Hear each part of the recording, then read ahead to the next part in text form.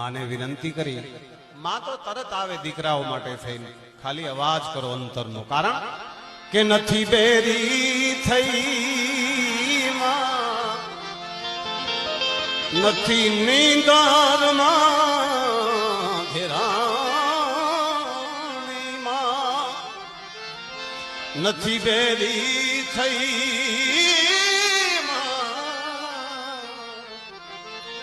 નથી નીંદરમાં ઘેરાણી, કેમ કે આપણા અંતરનો પુકાર નથી, તેથી બ્યાઈ સાદ કે